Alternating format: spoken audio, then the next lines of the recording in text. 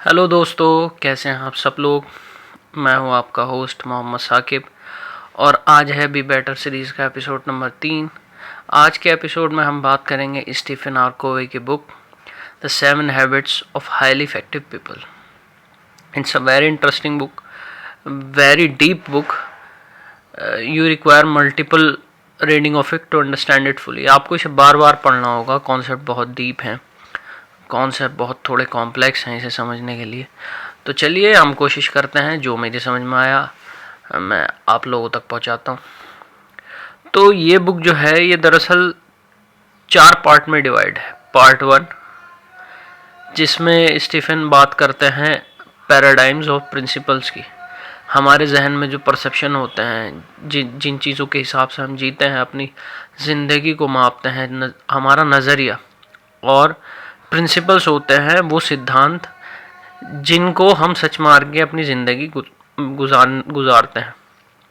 Part 1 में Stephen और को भी बात करते हैं कि दरअसल जो असली जो इफ़ेक्टिवनेस होती है वो होती है इनसाइड आउट। हम क्या करते हैं, हम कोशिश करते हैं कि चीज़ों को बदल दे। जैसे अब पर्सनैलिटी एथिक और एक इसमें डिबेट है पर्सनैलिटी एथिक और करेक्टर एथिक की, जो एक क्विक फिक बुक्स होती हैं कि ऐसा कर लो ऐसा हो जाएगा, ऐसा कर लो ऐसा हो जाएगा। तो स्टीफन और कॉवी कहते हैं कि दरअसल ऐसा नहीं होता है। जो हाईएस्ट फॉर्म ऑफ लिविंग है वो है कि आपका करेक्टर कैसा है।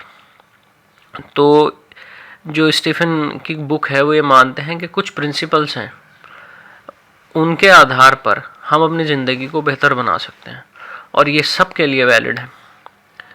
और वो यही कहते हैं कि जो फिर इसमें एक एक्सरसाइज है कि वो एक इमेज दिखाते हैं, फिर लोगों सबसे पूछते हैं लोगों से कि बताओ कि इसको क्या दिखा। कुछ लोगों को उसमें एक नौजवान लड़की दिखती है, कुछ लोगों को उसमें बुज़ुर्ग औरत दिखती है जिसके चेहरे पर झुर्रियाँ हैं। तो स्टीफन कहते हैं कि द पावर ऑफ पैराडाइम ये है कि the problem is not the problem, the problem is how we see the problem. कि वो परेशानी, वो दिक्कत वो नहीं है कि जो वो है, बल्कि हम उसे कैसे देख रहे हैं ये उसको तय कर देगा। तो थोड़ा सा इसमें वो एक इंट्रोडक्शन देंगे कि पैराडाइम ये है, प्रिंसिपल्स ये हैं। वो हैबिट्स की बात करते हैं कि और स्टीफन कहते हैं कि जहाँ इंटरसेक्शन होता है हमारे नॉलेज का, स्किल्स का और हमारे डिज़ायर का, वो हैबिट होती है। तो और ये हैबिट ही जो होती हैं वो हम बार बार रिपीट करते हैं, इससे ही हमारी तय होता है कि हमारी ज़िंदगी किस तरह की होगी। तो पार्ट 1 में ये तो थोड़ा सा इंट्रोडक्शन हुआ कि वो किस तरह से इस बात को समझा रहे हैं। इसमें और बहुत डीप चीज़ें हैं, अगर आपको इसे और ज़्यादा जानना है तो आप ये बुक पढ़िए, it's a very interesting book. So फिर पार्ट 1 में बात करते हैं, स्टीफन कहते हैं कि हमें कुछ भी करने से पहले ना हमें प्राइवेट विक्ट्री करनी होती है। अगर हमें एक दुनिया में कुछ करना है, कुछ बड़ा बनना है, कुछ अच्छी चीज़ अचीव करनी है, तो पब्लिक विक्ट्री से पहले आती है प्राइवेट विक्ट्री। अब उस प्राइवेट विक्ट्री में वो 3 हैबिट एक्सप्लेन करते हैं। सबसे पहली हैबिट है बी प्रोएक्टिव, यानी आप क्या करें कि जब भी कोई चीज़ें होती हैं, एक स्टिमुलस होता है, कुछ हमें दिखा, कुछ खाना दिखा, हमें वो खाना है, कुछ और दिखा, तो हम स्टिमुलस और रिस्पॉन्स के बीच में थोड़ा वक्त होता है। इसे स्टीफन कहते हैं कि फ्रीडम टू चूज़। अब इंसान के साथ अलग क्या है, इंसानों में ख़ास क्या है कि इंसानों में एक तो सेल्फ अवेयरनेस है, हमें पता होता है कि हम क्या कर रहे हैं। दूसरा, इंसान इमेजिन कर सकते हैं, we have a very good capacity to imagine things. तीसरा है हमारा कंसाइंस, जो हमारा ज़मीर है, हमारी अंतरात्मा है। और चौथा है हमारी इंडिपेंडेंट विल, कि हमें वो करना है या नहीं करना, हमारे पास वो इख्तियार है कि हम किसी चीज़ को कर सके या ना कर सके।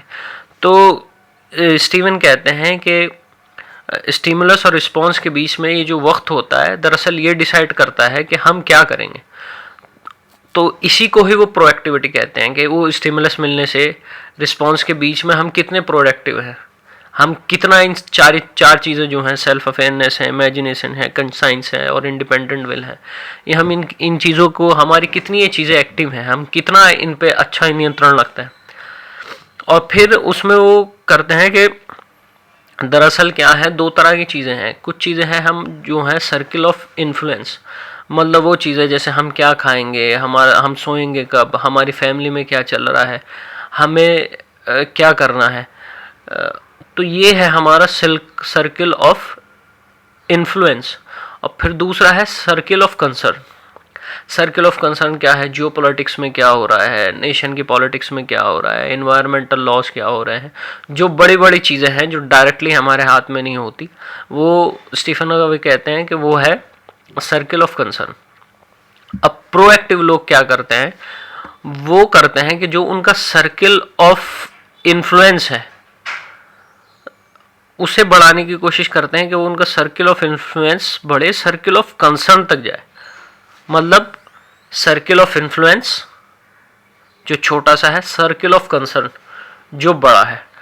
अब जो प्रोएक्टिव लोग होंगे वो क्या करेंगे, अपना इन्फ्लुएंस बढ़ाने की कोशिश करेंगे, तो वो कोशिश करेंगे कि वो उनका सर्किल ऑफ इन्फ्लुएंस एक्सपेंड हो, ताकि वो जितना उनका सर्किल ऑफ कंसर्न है उस तक पहुंच सके।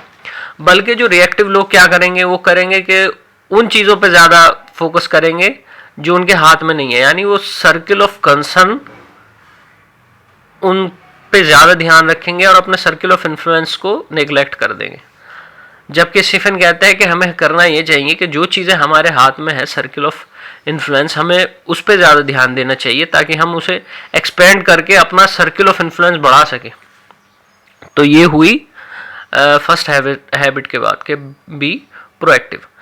अब इसी में वो दूसरी हैबिट है, प्राइवेट विक्ट्री में दूसरी हैबिट है begin with the and in mind, कि हर चीज़ की शुरुआत उसका अंत सोच कर करिए। मतलब स्टीफन कहते हैं कि हर चीज़ जो है ना वो दो बार बनती है।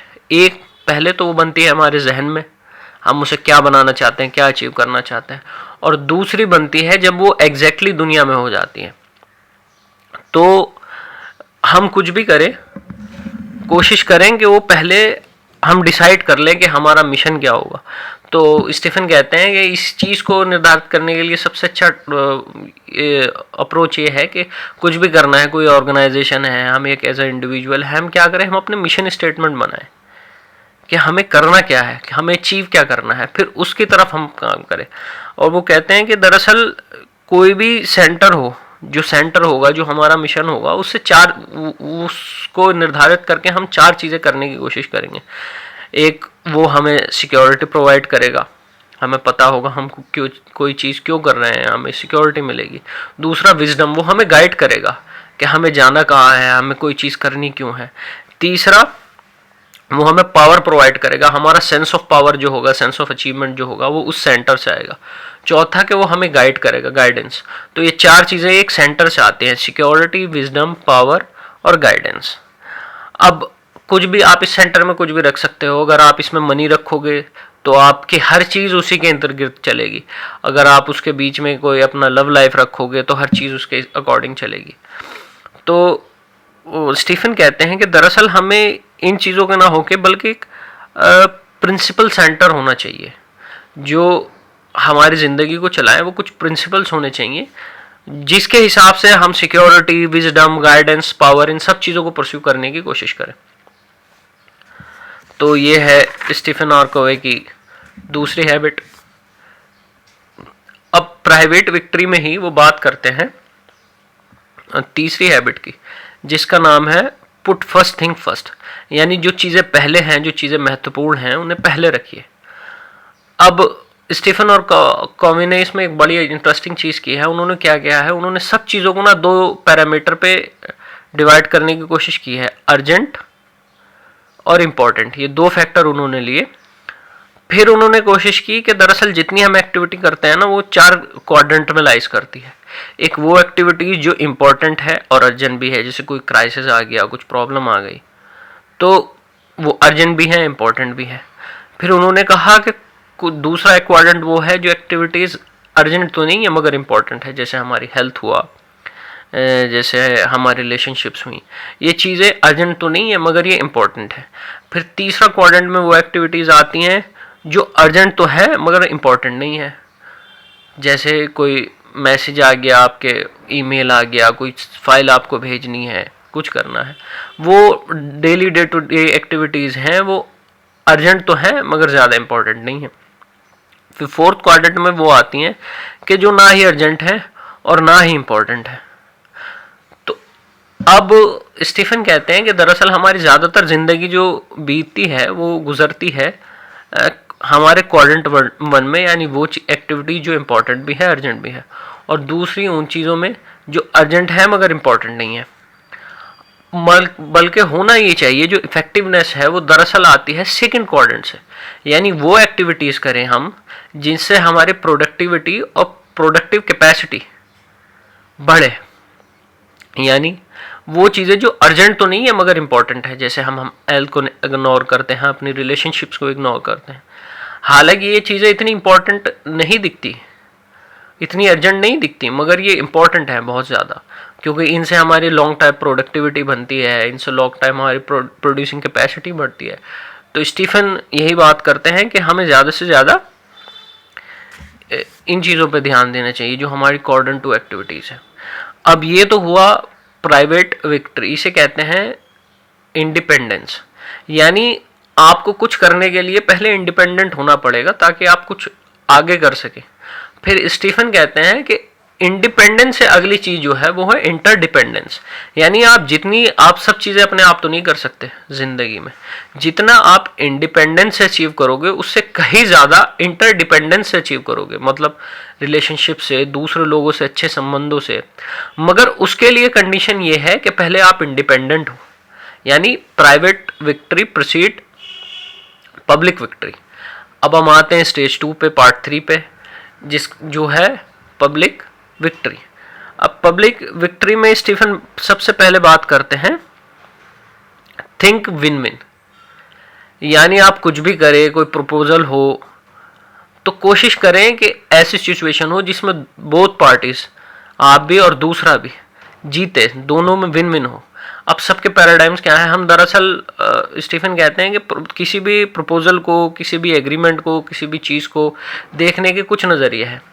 पहला है विन विन, दूसरा है लूज लूज, तीसरा है विन लूज, चौथा है सिर्फ आई विन, पांचवा है लूज विन, और छठा है विन विन और नो डील।